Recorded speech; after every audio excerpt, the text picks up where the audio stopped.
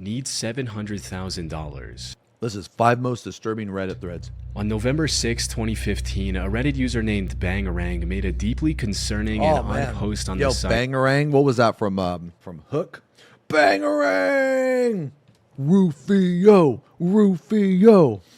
Reading, need $700,000. What do? I need it by January 2016 or I'm dead from the mob. What are my options though? What the fuck? Now, if this was posted in subreddits like r/advice or r/helpme, people would have taken it more seriously. However, for whatever reason, Bangarang decided to post this plea for help in r/sadboys. This is a subreddit for the fans of the Sad Boys music collective that emerged in the early 2010s, primarily associated with Swedish rapper Young Lean and his music group Sad Boys. So, a completely What the fuck is a sad boy? unrelated post like this left most people confused about what it meant. Not sure if this is real. So confused. What is this? Some users wondered if this was some obscure reference to Sad Boys music. Is this a reference to Lean being worth $700,000? However, most users quickly realized that Bangarang was serious when he began responding to some of the less serious joke comments with sincere replies. Let me ghostwrite your next mixtape. I need all the help I can get. But that's when the post took a disturbing turn. One user jokingly told the OP to end it by jumping off a bridge and shoot himself while falling. Jesus However, Christ. instead of getting offended, Bangarang replied with something that made everything way more unsettling. Think they'll get to me before I can make any moves. Alongside this, he posted a link to an eerie photo, a group of men standing in the middle of a street with multiple cars lined up behind them. The way the photo was framed suggested that OP took it while hiding in the bushes, as if he was watching from a distance, afraid to be seen. At this point, people wanted answers, and after some back and forth in another thread, Bangarang finally explained what had gotten him into this situation. Was involved in a fight where an 18-year-old kid was killed. I was on drugs and had a bad temper. I was always protective of my friends, especially John. John was in a band and was taking off. He had a Facebook page, so he deactivated it. He made a new one. One of his friends that made a new one got real mad that he deleted the old page and thought he didn't want anything to do with her or his old friends because of the new fame and band. John tried to explain to her that wasn't the case. When he tried to, I peered over John's shoulder, read their texts, and got heated. I started trash-talking the girl. She got her boyfriend's friends to meet me and my friends out in the desert for a brawl. One of the guys there was with the gang members' guys group and pulled out a gun to shoot me and my friends. One of my friends grabbed the gun from him and ended up shooting the guy and killing him, the dude that pulled out the gun in the first place. Then, after the fight, I violated my probation. The cops were already after me for drug use. They found out I was involved in the fight and the shooting of the guy, and they added the battery charge. What I wasn't the charged with fuck? murder, but was involved in the fight, which is why they added assault and battery charges, plus the probation violation. But I continued with drug use and violated my probation by leaving the state. Now I'm sobered up, I just turned 23, and I'm in a real bad place with some people from the past. While these responses provided some important context for OP's situation, it still didn't explain why the mob was after him now, or how having $700,000 would help him stay alive. By this point, people had stopped joking. It was clear that this was most likely real. One user finally spoke up, saying what everyone else was thinking. First of all, why are you posting this here? Second, run, get out of town. To which OP replied, I got no one. After learning about his sheer helplessness, user PizzaMan2345 chimed in with some detailed and practical advice to help Bangarang escape with his life. Get yourself into jail and tell them to safely escort you to an airport afterwards. If you warn them about the mob and spread the word, the police will look stupid if you die soon afterwards. Then, if you do get to the airport, take several planes to I mean, I don't think the police actually care about looking stupid or not, but places and settle down somewhere far away. No matter how uncaring a police department is, they should listen to your plea for help. It might also help if you have a writer friend who can tell the whole story if they don't escort you. Let the police know as a last resort that they will be flamed online for not dealing with the mob themselves and for letting you loose, only for you to die right after. This of course involves you being in jail for a while, which if not the case leads me to say that you should simply leave the country now. Use your head, don't drug your problems away, either work hard and loan the rest or just run. Unfortunately, we'll never know if this advice helped him or not.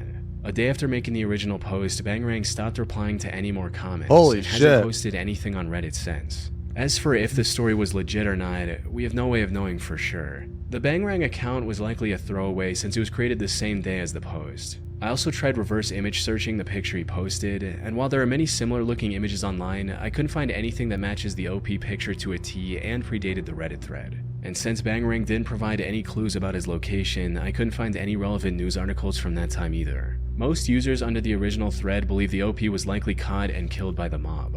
However, it's been over 9 years since the original post with no updates since, and I doubt. Yo, you think he's dead, dude?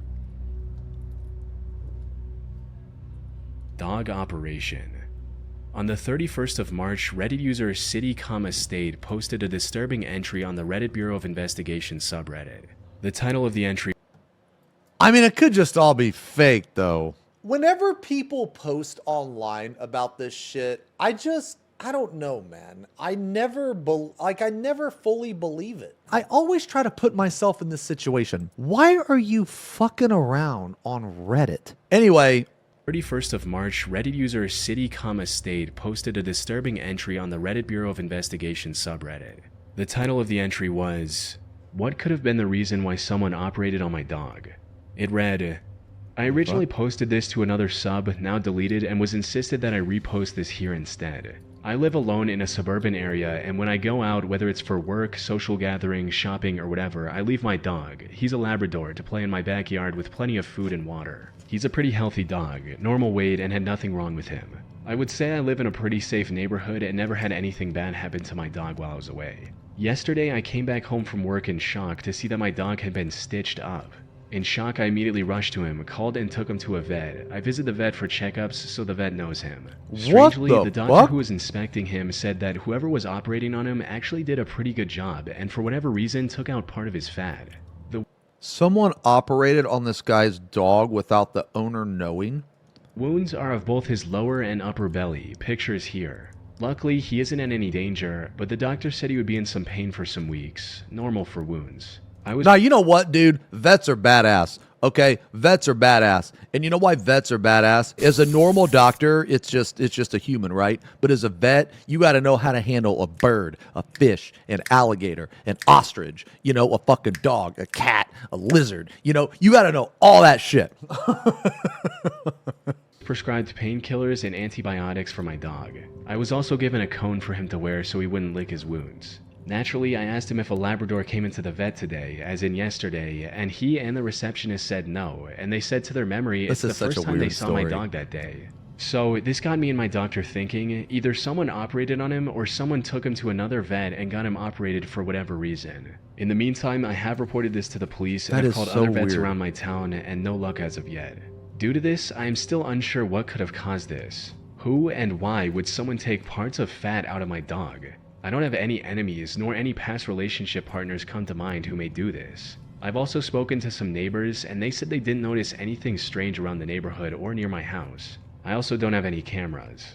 People on Reddit quickly began speculating on what could have happened. Some wondered if this was the work of a medical student looking to practice or a budding serial killer. However, neither of these makes much sense. No sane medical student would risk ruining their career by operating on a random dog when there are safer options like ethically sourced cadavers. As for the potential serial maybe it was the owner and they just have, like, I don't know, some weird mental condition. Killer theory, why would they cut open a dog only to stitch it back and return it to the owner instead of just disposing of the body? But there were some more reasonable theories as well, stating that the dog must have injured its stomach while jumping over the fence. Someone then saw the wounded dog and took it to the vet for treatment before leaving it back in OP's yard. Or maybe the dog successfully jumped over the fence only to get hit by a car, and the person driving the car took it to the vet and dropped it off after the operation. However, a major flaw in both theories is why the person who took it to the vet didn't leave a note explaining the situation. If it was an accident, maybe the person didn't want to get in trouble. Yeah, that's a good reason to not leave a note.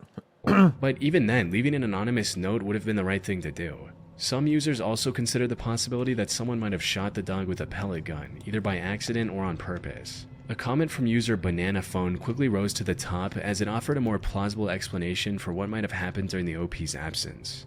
That rubber thing sticking out appears to be a Penrose drain, which is most commonly used to allow a wound to weep and drain through the hole where it comes out of the skin, which prevents the skin from closing into a pocket and turning into a huge infected abscess, which requires secondary treatment and antibiotics. This is Dude, I had 2 tubes. When I had my surgery, man, I had 2 tubes sticking out of my fucking sides, like where my hips are. I had to like clean them. And they drained liquid fat, blood, and something else. I can't remember.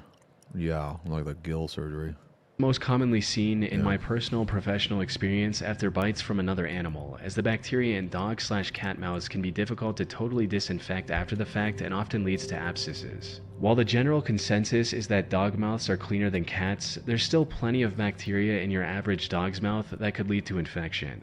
That drain will need to be removed in a few days to a week after the risk of infection is passed. My guess would be, with the size of the incision, another dog got into a fight with yours, whether it jumped the fence into your backyard and picked the fight itself, or somehow your dog was accidentally able to be out of his fence, and the owner felt guilty but did not want to get sued or put their dog down. I double this hypothesis because if they put him back, they knew where he lives, and that means he was probably inside the fence when the incident occurred, and hiding the conflict probably means his dog has a history of aggression, to the point where it jumped your fence and attacked. I suspect a pellet/gunshot less because anyone who would shoot a dog in its own yard is probably not going to have the moral compass to get it treated.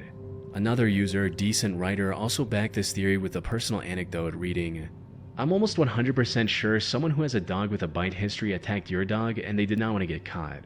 I have a dog with a bite history. If he bit someone or an animal a second time, it would be disastrous, and myself and my partner would both be in jail. They likely got off with a small charge the first time and are on probation, already paid out." Bro, like, look, man, I'm gonna say it, dude. If you can't control your fucking dog, dude, owners like this make me fucking sick, man. You can't, so you have a history that your dog attacks people, yet you're still allowed to have the dog. Like, it's such a bad history that you would end up in jail. Dude, what the fuck? Maybe you shouldn't have a fucking animal. I feel like people just think, oh, I'm just gonna get a pet because pets are fun. I'm gonna get a pet. You know? Like, dude, pets are a fucking commitment, man. It's like a kid. Too many people have dogs and cats that abuse them or fucking don't care or don't train them properly, or you know what I'm saying, man? Like, dude, that shit takes responsibility. Ton of money to whoever was the first victim and cannot risk a second person suing Can them. you shut the We've fuck been going up? through the process for our one dog bite for over 2 years. Yeah. It has been miserable every single step of the way, and I'm sure that's what has happened here. I'm sorry, it sucks so much. Hopefully they feel guilty and come forward to you one day.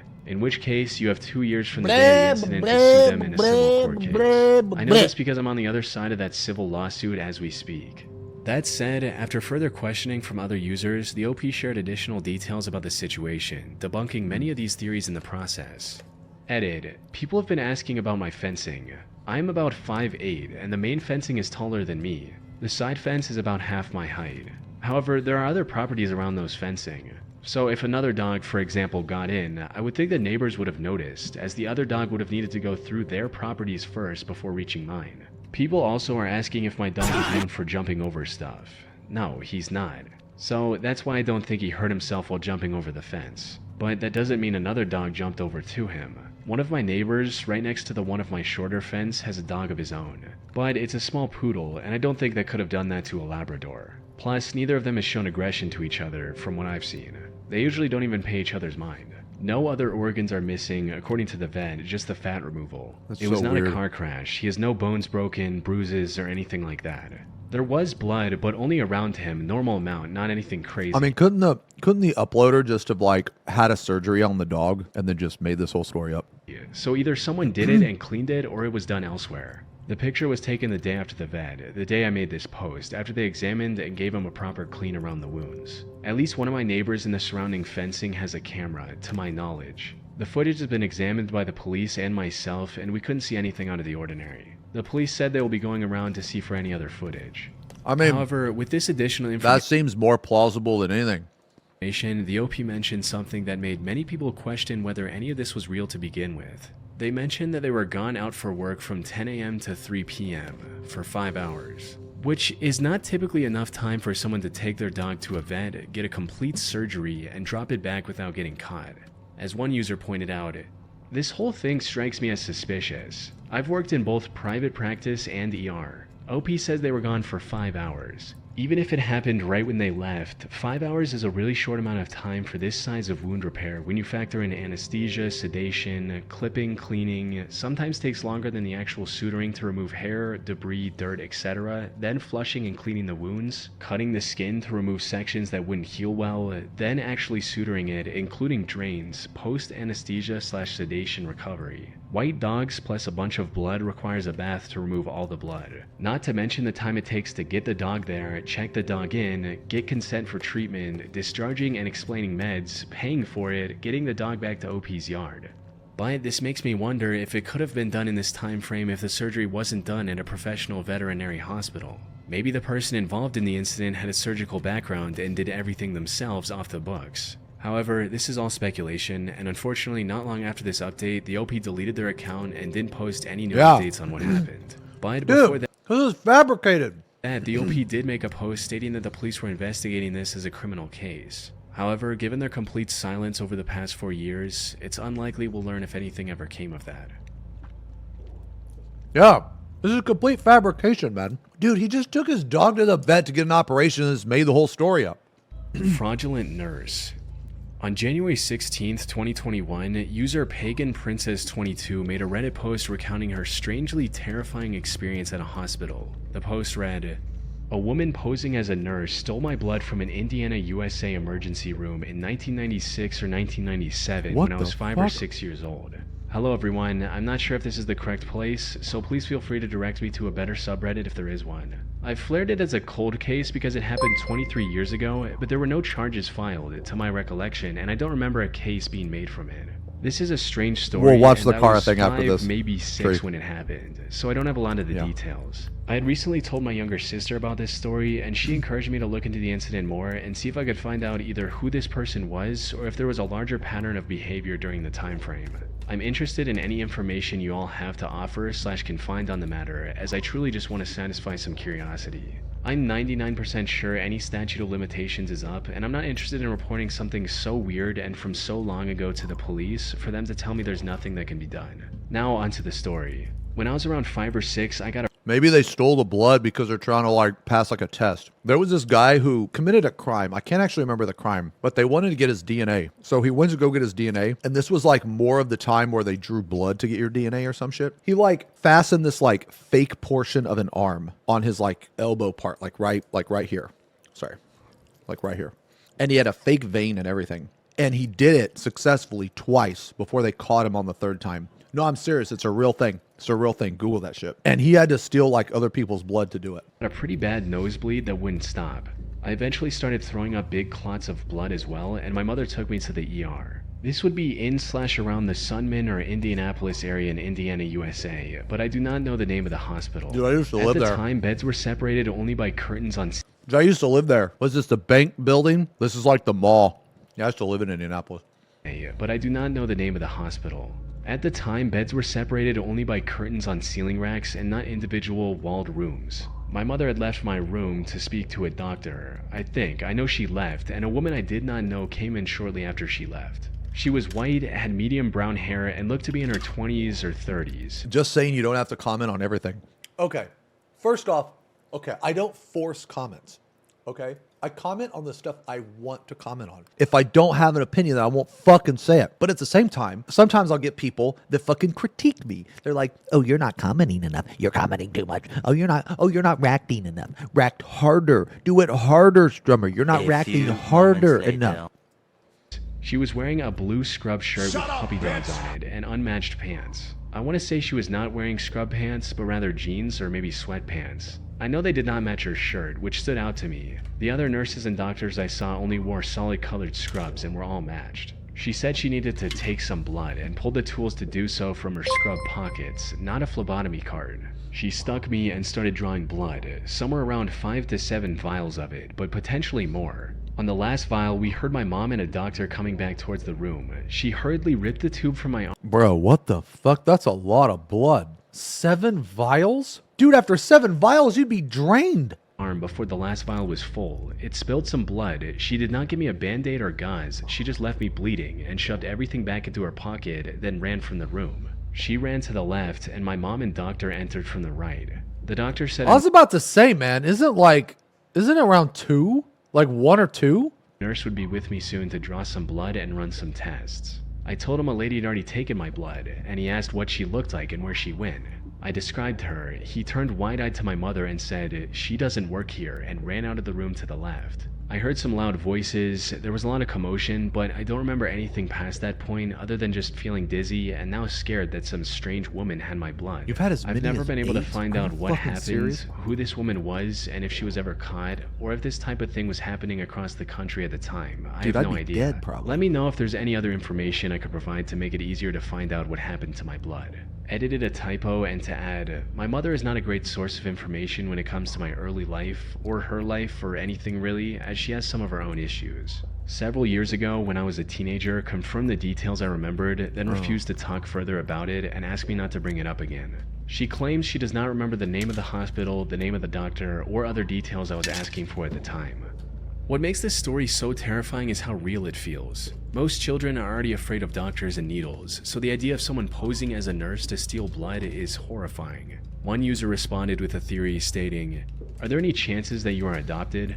Suggesting that the mysterious woman was OP's real mother who wanted her blood for DNA testing. Okay. And while this is still a bit out there, it could explain why OP's mother refused to give any further information. Have you guys ever on what given, happened that day.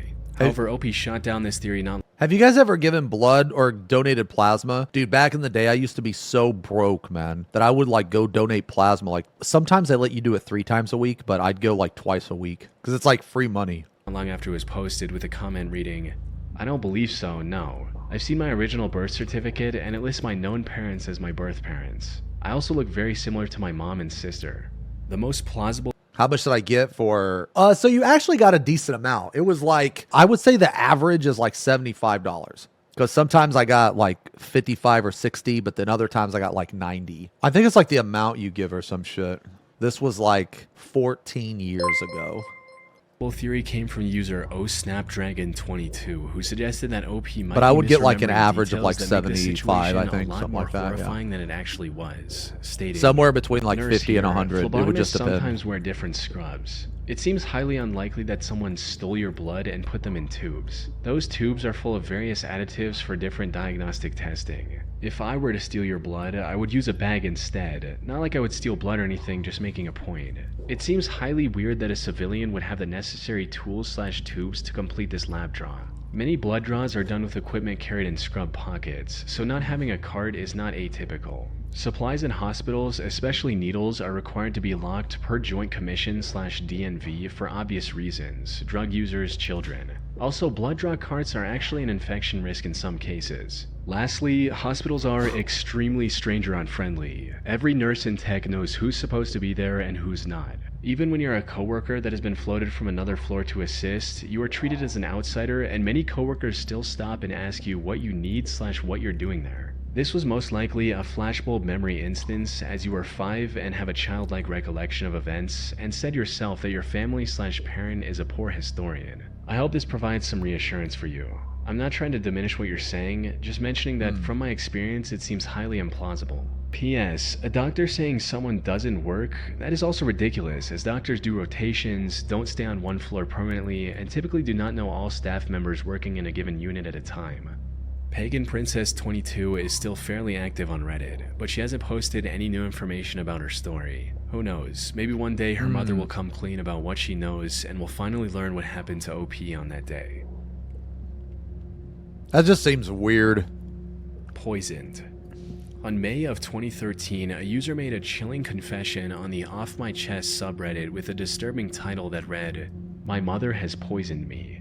Ever since I became an adult What about a the decade ago, fuck? my mother has been against me moving out of the house. I finally got a job as a line cook 3 years ago.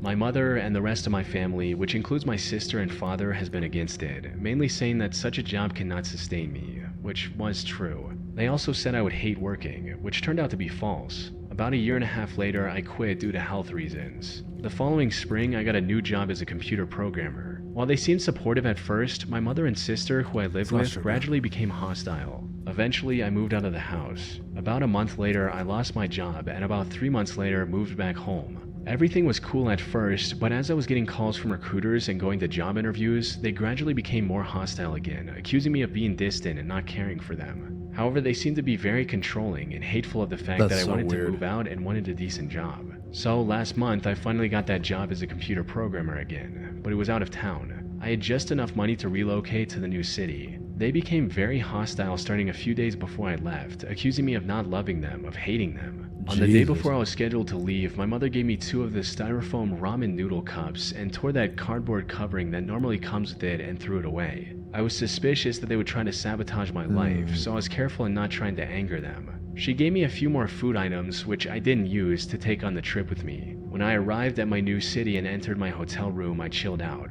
I was to go to work the next day, so after the first day of work, I ate a cup of ramen noodles and felt ill. I knew that feeling because my sister fed me something that made me feel the same way in late 2011, Dude, which I then what assumed the was because of my fuck? recent illness. I felt weak, lightheaded, and short of breath.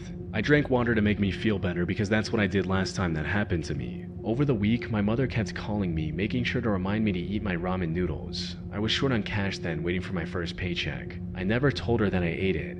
I suspected then that I had been poisoned, and after doing some Googling, believed it was cyanide. Now, What that is the something that you fuck? should never have to think that your own mother would do that to you. So I resisted that thought because I simply could not bear to think that. So I went to cyanidetest.com and ordered a kit, and I tried it. Now, look at the graphics and the video on this page. Now, here are the results of my test. I guess I'm going to have to video on this page. Cyanide detected. Okay. Now, here are the results of my test.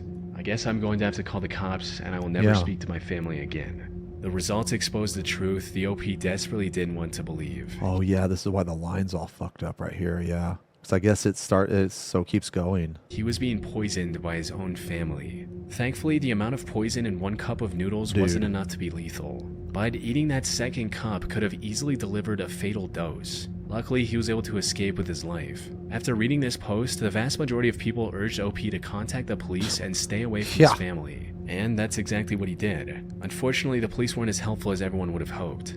Update 8:45 a.m. I am currently in Topeka, Kansas. I work downtown in a government office building which has a police department. I visited the Capitol Police Station here and spoke to an officer. I showed him the evidence and he said he could do nothing about it since the package was opened and might have been contaminated. So does anyone have ideas? Yeah. Had things ended here, this could have gone down as one of the most Yeah. People really overestimate what the police can do, man. A lot of times, the fucking law enforcement, it just sucks. unsettling mysteries in Reddit's history. But unlike other disturbing Reddit threads, this one surprisingly had somewhat of a conclusion. You see, even though this was a throwaway account, OP returned to Reddit in October of 2013 and gave an update on his whereabouts. I was only able to file a police report, but only that so far. The police do not have enough evidence to investigate.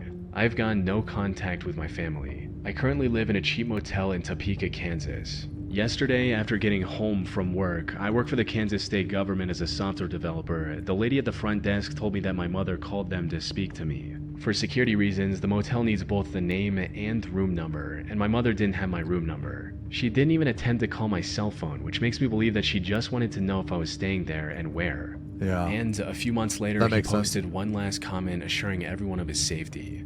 And by the way, I have moved out of state since making my last thread with this account, and am doing very well with a nice job, and am in better health. To think that this story would have taken a much darker turn if the OP hadn't grown suspicious of the food his own family gave him on his way out. That's crazy.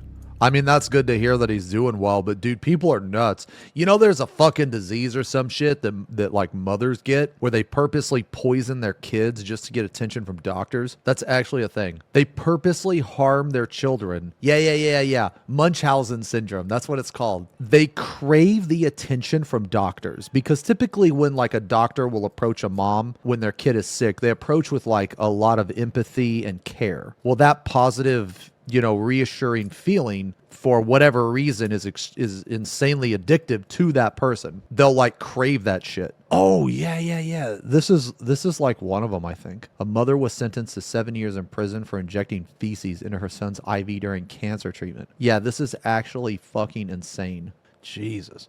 Missing coworker. On the 31st of July 2020, Reddit user SoothBB made a post on the Reddit Bureau of Investigation subreddit seeking clues to help locate their missing coworker. The post read, On Wednesday, July 22, a coworker of mine abruptly up and left work before the end of his shift and hasn't been seen since. 1 week later, a text message is received from him containing only 3 photos. What the Does anyone fuck? recognize the locations shown in these photos? I work in a lab that Dude, this is like some found footage shit.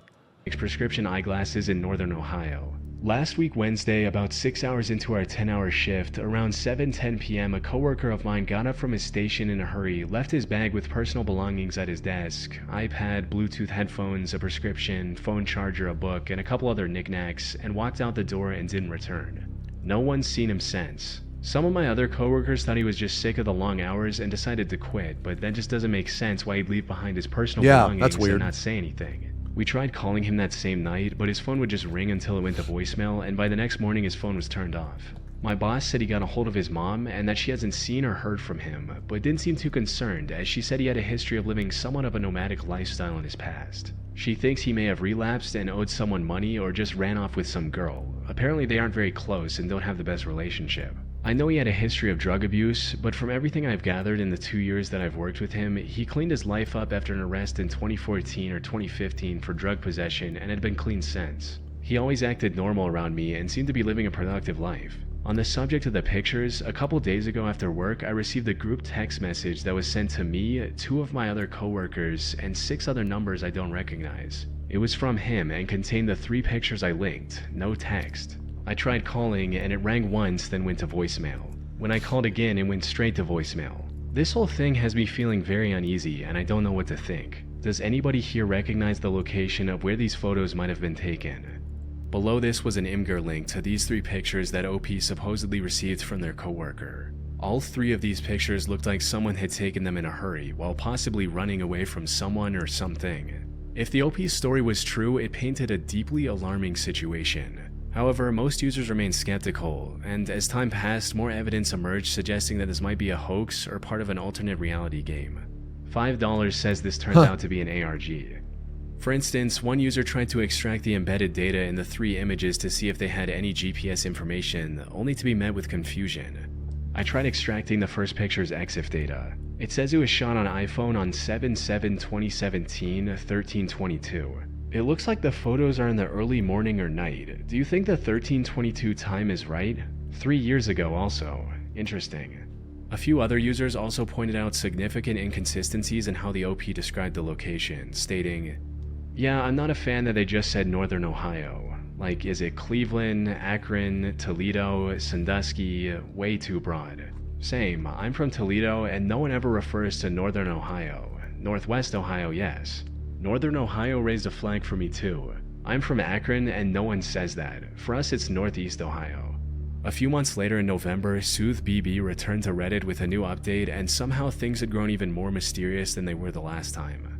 I wish I could say we found him or at least closed up any loose ends, but I can't. Shortly after the thread was closed by the mods, a police report was indeed filed. However, in mid-September, I was one of several people that were laid off from the lab we were working at, so if there were any updates on his case after that time, I'm not aware of them. I've done several searches of his name since I left the company to see if any media outlets reported on him, but I personally haven't been able to find anything.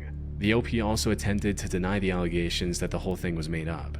Dude, maybe he just said fuck it. Understandably, just many left. people were suspect of my story, and I get that, but I assure you I've not made anything up, nor have I exaggerated details. I got some slack in the original post for not filing a police report. I realize now that even though nobody else was willing to, I should have stepped up and done it myself. At the time, my perspective was that because I don't know this guy on a personal level outside of work, it really should be up to someone closer to him to do that. I mean, that's but rest assured, logical. a report was filed. Some people did try to take things seriously and even pointed out the strangely timed layoff. I know this might be far-fetched, but could your former company and boss somehow be involved? The guy disappears from work, your boss tells you you shouldn't worry about it, take his belongings and refuses to access them to help find the guy. Then your boss says he filed a report, but apparently he never did, if the name doesn't come up in the databases. And finally, knowing you are investigating and possibly asking too many questions or drawing too much attention on the case, he fires you and never contacts you again about this case. However, due to the inconsistencies in SoothBB's story, the overwhelming majority of users were convinced this was just an attempt at an ARG. I still think it's an ARG. What the fuck is an ARG? Oh, alternate reality game. I hope it's an ARG. Okay. No offense, OP. But we will likely never know for sure.